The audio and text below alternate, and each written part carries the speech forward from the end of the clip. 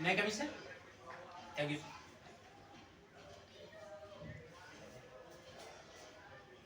Good morning sir, good morning ma'am, good morning ma'am.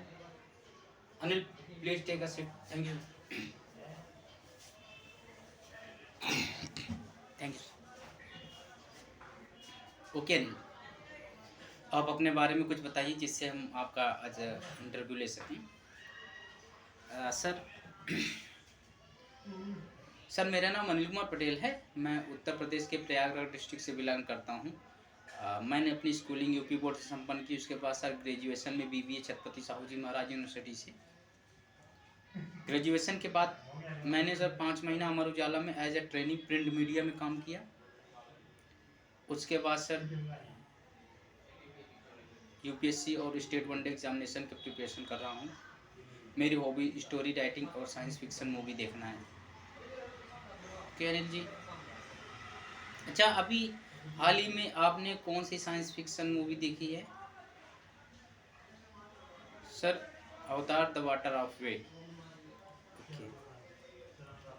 अच्छा, science fiction movie में AI का काफ़ी उपयोग होता जा रहा है, तो एआई क्या है? सर एआई एक ऐसी तकनीक है जिसके द्वारा हम चीज़ों को जैसे इमेज हो गया, अक्षर्स हो गए या कंटेंट होंगे, उसको हम आसानी से अपने तरीके से सर बना सकते हैं। अच्छा, आर्टिफिशियल इंटेलिजेंट और मशीन में क्या अंतर है?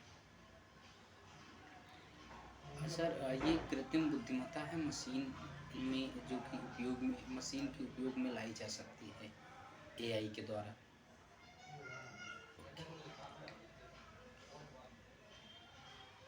अच्छा, इस समय रोबोटिक्स महत्व को बढ़ते जा रहा है। उसके साथ साथ एआई में ही आप साइंस फिक्शन मूवी देखते हैं, तो रोबोटिक्स से क्या क्या हानि हो सकती है, क्या फ़ायदे हो सकते हैं? हमें 5 बताइए। सर पहला तो हानियाँ हम बताएंगे। रोबोटिक्स से सर जॉब की सर लोगों की जॉब छीन रही है। दूसरा ये है कि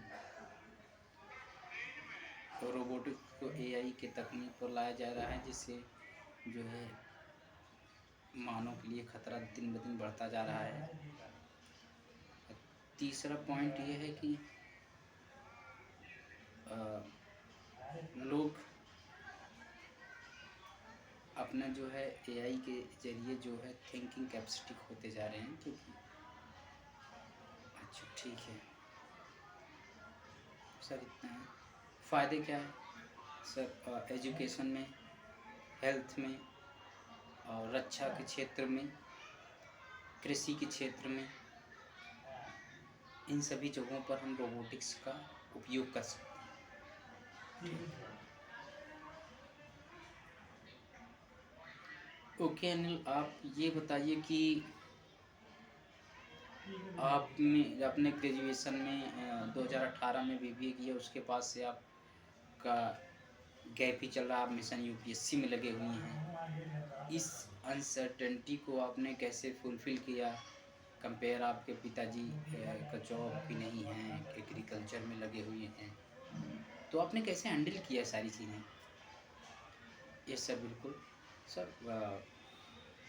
ग्रेजुएशन के दौरान ही सर मेरा जो है यूपीएससी की तरफ मेरा रुझान हो गया था, तो मैं यूपीएससी की तरफ अ, सोच रहा था सर जॉब करते हुए सर यूपीएससी करें। लेकिन जॉब में सर सेल्स डिपार्टमेंट में, मार्केटिंग डिपार्टमेंट में शायद हमें प्रॉपर समय नहीं मिल पा रहा, तो अपने जॉब को नो डाउट कि एंजॉय कर रहे थे, लेकिन सर प्रॉपर टाइम नहीं मिल पा रहा, इसलिए मैंने जॉब को तुरंत ही 5 ही महीने में लीव दे दिया, छोड़ दिया, रिज़ाइन कर दिया। इसी वजह से सर फिर उसके बाद मैं कॉन्सनट्रेट रहा। मेरे पिताजी की एक छोटी सी डेयरी है, जो दूध ही सर सेल्स दूध को सेल करते थे। तो उसमें मैंने थोड़ा सा हेल्प किया, उनमें जैसे वैल्यू एडिट किया, खोआ, पनीर, दही जैसी चीज़ों में, तो थोड़ी सी आय का स्रोत भी उससे बढ़ गया। मैं पार्ट टाइम जॉब करता था उसमें। ठीक। यानी आपने पूरी पढ़ाई घर पर ही रह कर की? Yes sir. सर मेरा घर सेमी अर्बन एरिया में है, तो मुझे पढ़ने जाने में सर काफ़ी सहजता थी, इसीलिए मैं 15-20 मिनट पहुँच जाता था पढ़ने के लिए, इसीलिए सर बाहर मैंने। ठीक है। अच्छा ये बताइए आप कि आप प्रयागराज डिस्ट्रिक्ट से बिलोंग करते हैं, तो प्रयागराज में 5 ऐसी जगह बताइए जो हमारे घूमने लायक हो, आप हमको ले जाएँ टूरिस्ट प्लेस के नाते। Yes sir. सबसे पहले हम अकबर फोर्ट ले जाएँगे जो यमुना नदी के किनारे बसा हुआ है। दूसरा सर त्रिवेणी संगम में, जहाँ पे सर प्रत्येक वर्ष माघ मेला, कुंभ मेला 4 साल में लगता है, तो हम आपको वहाँ ले जाएँगे, जो काफ़ी पौराणिक स्थल है। तीसरा स्थल है खुसरो बाग, चौथा आज़ाद पार्क और आज़ाद पार्क, उसके बाद सर हम स्वराज भवन चलेंगे, जहाँ पे हमारे पहले प्रधानमंत्री और इंदिरा गांधी जी का जन्म स्थल है। ठीक है। अच्छा चंद्रशेखर आज़ाद पार्क से क्या रिलेशन है? सर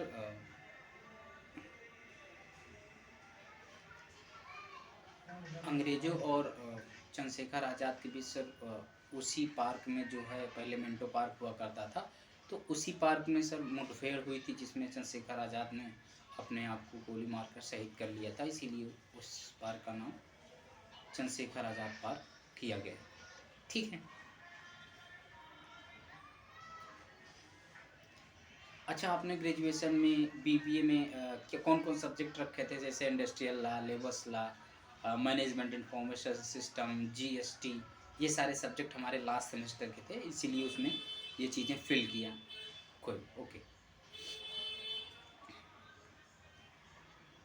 अच्छा क्या जीएसटी को लाना भारत को क्या लाभ मिला या क्या हानियाँ मिली? जो बहुत सारे लोगों ने कहा। और अच्छा जीएसटी कब लाई गई थी? 1 जुलाई 2017। ठीक है। तब से लेकर आज तक क्या प्रभाव पड़ा? सर शुरू में सर अच्छा रिस्पॉन्स नहीं, लेकिन दिन ब दिन जीएसटी के रिस्पॉन्स काफ़ी अच्छे आ रहे हैं। टैक्स पेयर की संख्या निरंतर बढ़ती जा रही है, तो एक अच्छा कारक मान सकते हैं, एक अच्छा फैक्टर मान सकते हैं जीएसटी को लाने के, क्योंकि जीएसटी ने काफ़ी सारी टैक्स को इंक्लूड करके एक कर दिया, तो इससे काफ़ी गवर्नमेंट को और जो टैक्स पेयर्स हैं, जो टैक्स मेंबर्स हैं, पेयर मेंबर्स हैं, उनके लिए काफ़ी सहूलियत हो गई, इसलिए सर ये काफ़ी महत्वपूर्ण होता है। ओके अनिल। अच्छा ये बताइए कि ईपीएफओ काम क्या होता है? ईपीएफओ ईपीएफओ क्या है? What is EPFO? Sir EPFO एक सामाजिक सुरक्षा संगठन है। ईपीएफओ सोशल सिक्योरिटी ऑर्गेनाइजेशन है, जो विश्व का सबसे बड़ी ऑर्गेनाइजेशन सिक्योरिटी ऑर्गेनाइजेशन संस्था है, जिसमें सर 2022 के आंकड़ों के अनुसार 27.7 मेंबर्स करोड़ मेंबर्स हैं। अच्छा। अच्छा ये बताइए आप कि ईपीएफओ के दायरे में कौन-कौन से एम्प्लॉयी आते हैं? Yes sir. जिस ऑर्गेनाइजेशन या फर्म या सब फैक्ट्री में 20 और मोर देन 20 एम्प्लॉयी होते हैं, वहाँ से ही सर ईपीएफओ के दायरे में लाया जाता है। हाँ, एक कंडीशन होती है कि उस एम्प्लॉयी की जो है सैलरी 50 और मोर देन 50,000 होनी चाहिए, यानी 50,000 से कम नहीं होनी चाहिए। ठीक है। अच्छा ईपीएफओ के स्कीम कौन-कौन से होते हैं? सर पहला तो पीएफ स्कीम, दूसरा ईपीएस स्कीम, तीसरा होता है ईडीएलआई स्कीम जो इंश्योरेंस प्रोवाइड कराती है। अच्छा ईपीएफ स्कीम कब आई थी? ईपीएफ स्कीम 95 और ईडीएलआई स्कीम कब आई थी? 1976 में। ओके। और प्रोविडेंट फंड कब आई थी? 1956 में। ओके ठीक है।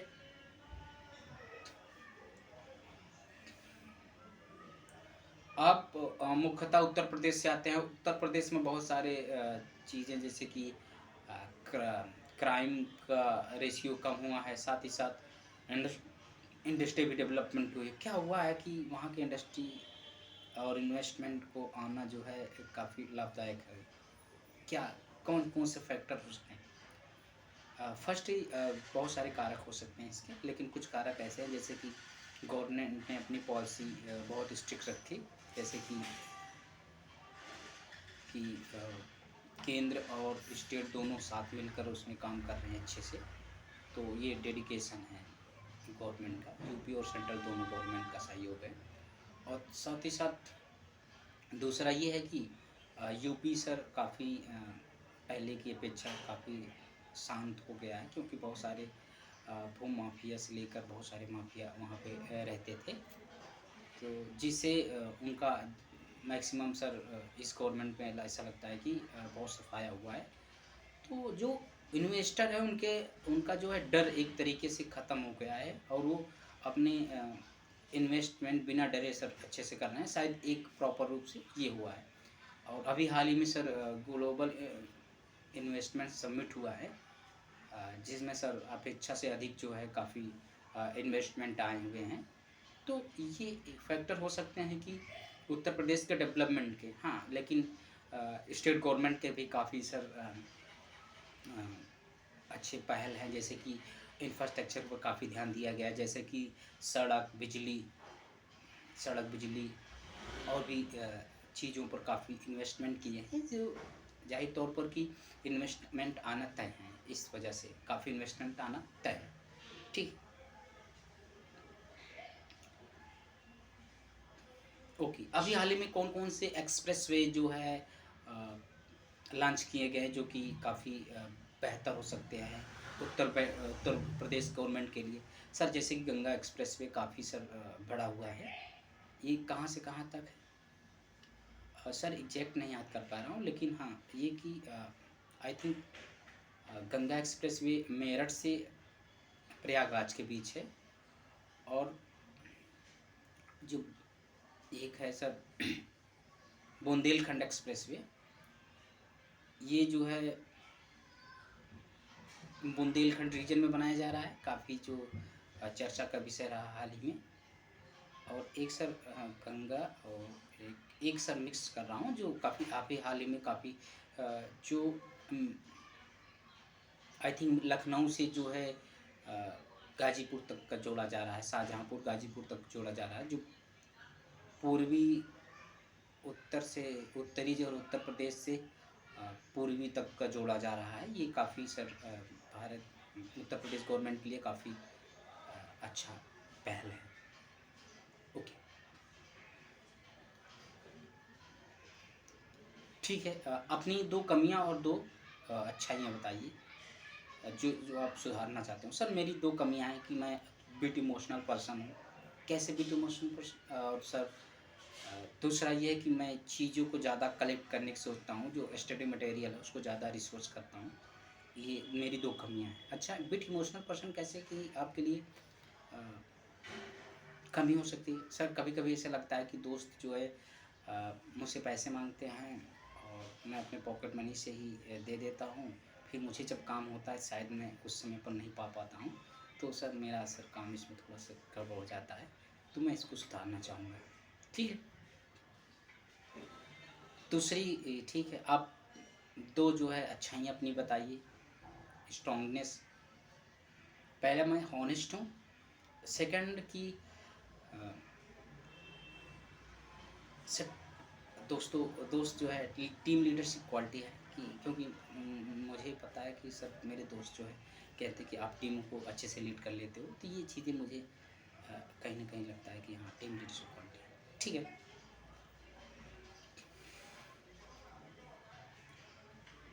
ओके अनिल, आप ये बताइए कि अभी हाल ही में जो है चंद्रयान 3 जो है चंद्रयान 2 से क्या डिफरेंस है? इसके डिफरेंसेस बताइए। पहला सर कि इसमें ऑर्बिटर जो है चंद्रयान 2 में ऑर्बिटर था, चंद्रयान 3 में सर ऑर्बिटर नहीं था। ठीक। और सर जो सॉफ्ट लैंडिंग टूल्स थे, चंद्रयान 2 में सर कम थे जो चंद्रयान 3 के कंपेयर में। और सर थर्ड ये है कि चंद्रयान 2 का बजट कम था और चंद्रयान 3 का बजट काफ़ी उससे हाई है। अच्छा ठीक है।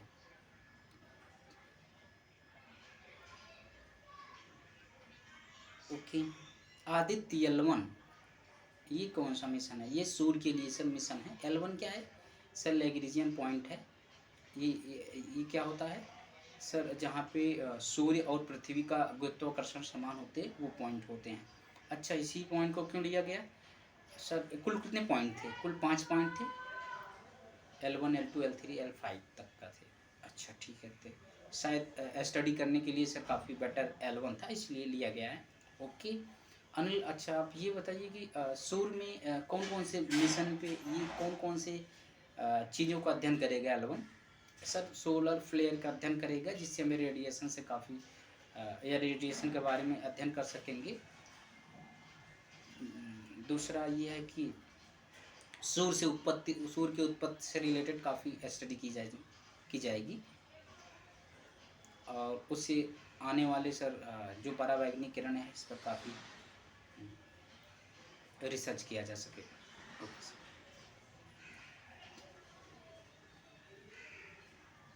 ठीक है। नहीं अजन ये बताइए अभी हाल ही में जो है इजराइल फ़िलिस्तीन का विवाद है, ये विवाद क्या है? सर फ़िलिस्तीन में अभी गाज़ा पट्टी पर कुछ हमास आतंकी समूह है वहाँ वो उन्होंने जो है इजराइल पर लगभग 5000 तक मिसाइलें जो है दागी जिससे वहाँ के लगभग 1000 नागरिक मारे गए। तो इजराइल ने भी हमास जैसे आतंकी को खात्मा के लिए जो है अपने कुछ मिशंस चला रहे हैं। उसी के लेकर सर काफ़ी विवाद है क्योंकि अभी हाल ही में एक अस्पताल में सर लगभग 500 लोग मारे गए हैं। तो उसमें जो फ़िलिस्तीन जो है मुस्लिम कम्युनिटी से आती है तो जितने भी अरब कंट्री हैं वो सब काफ़ी विरोध कर रहे हैं इजराइल का। तो ये काफ़ी सर कॉन्फ्लिक्ट का विषय बना हुआ है। अच्छा ये तो विवाद कब से चल रही है? हाँ सर शायद ये पहली बार सर ऐसा हुआ है कि ये इतने बड़े पैमाने पर ये चीज़ें हो रही हैं। ठीक है। अच्छा इससे क्या होगा पूरे देश में? ऐसा नहीं लगता है कि ये खतराएं टल नहीं रही उसे जो है इजराइल का सपोर्ट कर रहा है, इससे वर्ल्ड वार जैसी स्थिति उत्पन्न हो जा रही है। तो आपको कैसा फील होता है कि ये दुनिया किस तरफ जा रही है? कहीं ऐसा ना हो कि वर्ल्ड वार 3 हो, सभी अपने न्यूक्लियर एटम। हाँ सर बिल्कुल इसमें कोई दो राय नहीं कि ऐसी संभावनाएं बिल्कुल हो रही है, ऐसे क्रिएट किया जा रहा है क्योंकि एक तरफ रूस यूक्रेन, एक तरफ सर इजराइल फ़िलिस्तीन और सर जैसे कि इंडिया सॉरी सर चाइना और ताइवान के ऊपर ऐसी ही कुछ चीज़ें कॉन्फ्लिक्ट हो रही हैं। कुछ चीज़ें इंडिया पाकिस्तान के बीच हो रही। बाय द वे इंडिया काफ़ी सुलझा हुआ है। तो इसमें नो डाउट कि काफ़ी चीज़ें बहुत सर इस तरफ हमें पुश कर रही वर्ल्ड वार 3 के लिए। लेकिन सभी कंट्री समझती हैं कि न्यूक्लियर अटैक क्या होता है। तो हमें लगता है अभी ऐसी कोई संभावना नहीं हुई क्योंकि कंट्री काफ़ी मैच्योर है। ठीक है। अच्छा कुछ अपने जो है उत्तर प्रदेश के टूरिस्ट सर्किट के बारे में बताइए जो काफ़ी फेमस हुआ है सर। सर गंगा जैसे गंगा विलास क्रूज़ है, विलास क्रूज़ है, ये काफ़ी इम्पोर्टेंट्स हैं जो बनारस से होते हुए अ, असम तक ब्रह्मपुत्र नदी तक जाएगा जो काफ़ी कल्चरल सर टूरिस्ट प्लेस और कल्चरल प्लेस को सर विज़िट करते हुए जाएगा। तो ये काफ़ी सर भारत के लिए इनोवेटिव है और टूरिस्टों के लिए, लग्ज़री टूरिस्टों के लिए काफ़ी हेल्दी इन्वायरमेंट दिया जा रहा है इसमें। ठीक है।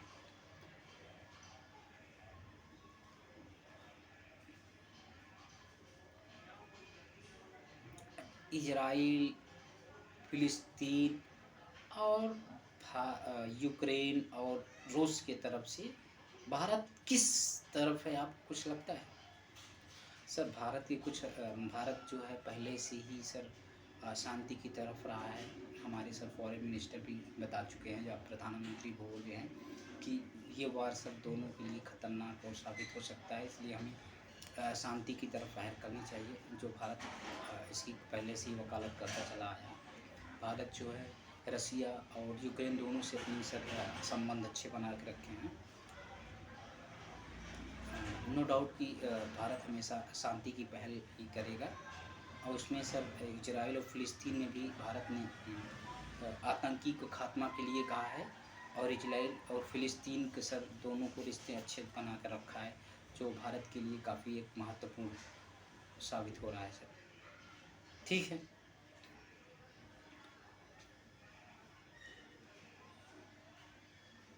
ठीक अनिल, आप ये बताइए कि एपीएफसी में आप ज्वाइन कर रहे हैं, एपीएफसी का काम क्या होता है? सर एपीएफसी जो है ह्यूमन रिसोर्स मैनेजमेंट के रूप में काम कर सकता है, उसके साथ साथ पेंशन और क्लेम सेटलमेंट के रूप में, साथ ही साथ एडमिनिस्ट्रेशन के रूप में काम करता है, कैश के रूप में काम करता है, APFC work cash APFC working accounts, APFC working HRM human resource management, तो ये सारे एपीएफसी के काम होते हैं। ठीक,